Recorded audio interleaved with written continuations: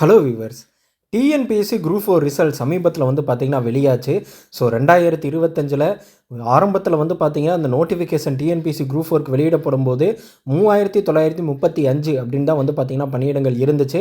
அதுக்கப்புறமா TNPSC group 4 exam முடிஞ்சதுக்கப்புறமா September மந்தில் பார்த்தீங்கன்னா 727 பணியிடங்கள் அதிகரித்து இப்போதைக்கு மொத்தமாக 4662 பணியிடங்கள் இருக்குது.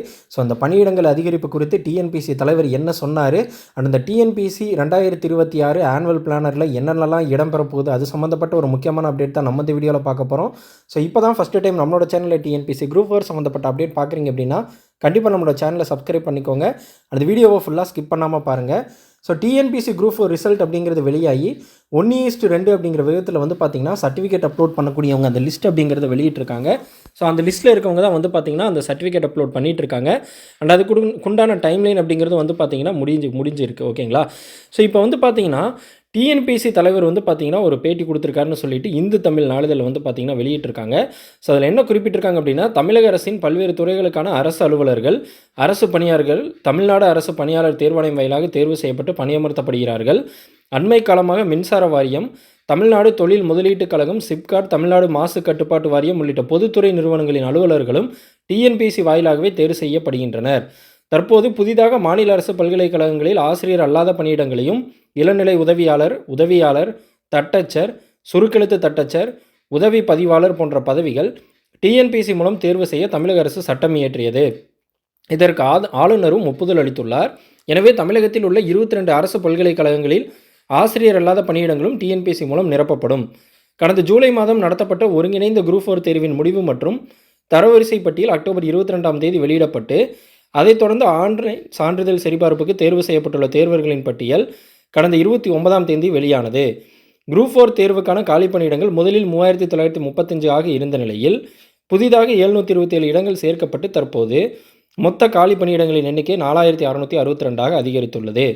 இந்த எண்ணிக்கை மேலும் அதிகரிக்குமா என்று குரூப் 4 தேர்வர்கள் எதிர்பார்த்து கொண்டிருக்கிறார்கள். அதேபோல் 595 காலி இடங்களை நிரப்ப கடந்த செப்டம்பர் 28ஆம் தேதி நடத்தப்பட்ட ஒருங்கிணைந்த குரூப் 2 மற்றும் குரூப் 2A தேர்விலும் காலி இடங்கள் அதிகரிக்குமா என்று தேர்வர்கள் நீண்ட எதிர்பார்ப்பில் இருந்து வருகின்றனர். இது தொடர்பாக டிஎன்பிஎஸ்சி தலைவர் எஸ்.கே. பிரபாகர் கூறியது, குரூப் 4 தேர்வில் வெவ்வேறு அரசு துறைகளிடமிருந்து காலி பணியிடங்கள் வந்த வண்ணம் உள்ளன. சான்றிதழ் சரிபார்ப்பு தொடர்பான பணிகள் 1.5 மாதங்களுக்கு மேல் செல்லும். எனவே அதுவரையிலான காலகட்டத்தில் வரப்பெறும் காலி பணியிடங்களை சேர்க்க முடியும். எனவே குரூப் 4 தேர்வுக்கான காலி பணியிடங்கள் மேலும் அதிகரிக்கப்படும். அதேபோல் ஒருங்கிணைந்த குரூப் 2 மற்றும் குரூப் 2A தேர்விலும் காலி பணியிடங்களின் எண்ணிக்கை அதிகரிக்க வாய்ப்பு உள்ளது. முந்தைய ஆண்டு தேர்வுகளின் போது 2 அல்லது 3 ஆண்டுகளுக்குரிய காலி பணியிடங்கள் சேர்த்து நிரப்பப்பட்டதால் காலியிடங்கள் அதிகம் இருந்தது போல் தோன்றியிருக்கும். தற்போது அந்தந்த ஆண்டுக்குரிய காலியிடங்கள் அதே ஆண்டில் நிரப்பப்படுவதால் காலியிடங்கள் குறைவாக இருப்பது போன்று தெரியலாம். பல்கலைக்கழகங்களில் உள்ள ஆசிரியர் அல்லாத பணியிடங்களையும் டிஎன்பிஎஸ்சி வாயிலாக நிரப்ப அரசு முடிவு செய்துள்ளது. இது தொடர்பாக அரசிடமிருந்து உத்தரவு வந்ததும் அந்த பதவிகளில் உள்ள காலியிடங்களையும் நிரப்ப நடவடிக்கை எடுக்கப்படும். ஒவ்வொரு பதவிக்கும் நிர்ணயிக்கப்பட்டிருக்கும் கல்வித் தகுதிக்கு ஏற்ப அவை குரூப் 4 தேர்வு மூலமாகவோ அல்லது குரூப் 2 அல்லது குரூப் 2A தேர்வு மூலமாகவோ நிரப்பப்படும். 2026ஆம் ஆண்டுக்கான வருடாந்திர தேர்வு அட்டவணை தயாரிக்கும் பணி முடிவடையும் தருவாயில் உள்ளது. விரைவில் தேர்வுகால அட்டவணை வெளியிடப்படும். அதில் குரூப் 1, குரூப் 2 மற்றும் குரூப் 2A, குரூப் 4 தேர்வுகள் உட்பட பல்வேறு தேர்வுகளுக்கான அறிவிப்புகள் இடம்பெறும் என்று அவர் கூறினார் அப்படின்னு சொல்லியிருக்காங்க.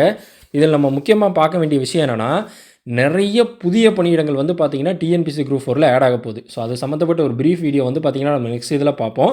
அண்ட் இதில் நம்ம பார்க்க வேண்டிய முக்கியமான விஷயம் என்னென்னா, நிறைய துறையிலிருந்து பார்த்திங்கன்னா நிறைய டிபார்ட்மெண்ட்லேருந்து காலி பணியிடங்கள் வந்துட்டு இருக்கனால இன்னும் 1.5 மாதம் வரைக்குமே இந்த சர்டிஃபிகேட் வெரிஃபிகேஷன் ப்ராசஸ் போகிறனால கண்டிப்பாக கூடுதலான பணியிடங்கள் வரலாம் அப்படிங்கிறது பார்த்திங்கன்னா சொல்லியிருக்காங்க. ஸோ அந்த மாதிரி வந்துச்சு அப்படின்னா ரொம்பவே ஹாப்பியாக இருப்பாங்க. இந்த 4662 பணிக்கு போகிறது இல்லாமல் இன்னும் நிறைய நல்ல மார்க் வாங்கிட்டு வெயிட் பண்ணிகிட்டு இருக்கக்கூடியவங்களுக்கு பார்த்திங்கன்னா அது ரொம்பவே ஒரு ஹாப்பி நியூஸாக பார்த்திங்கன்னா இருக்கும்.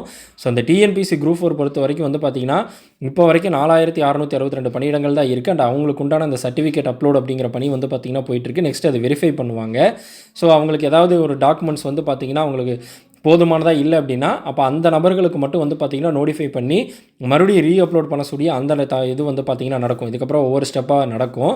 ஸோ குரூப் 2, குரூப் 2A மற்றும் குரூப் 4க்கு உண்டான பணியிடங்கள் அதிகரிக்க வாய்ப்பு இருக்குது அப்படிங்கிறது பார்த்திங்கன்னா டிஎன்பிஎஸ்சி தலைவர் சொல்லியிருக்காரு அப்படிங்கிறத நம்மளை இதிலிருந்து பார்க்க முடியுது.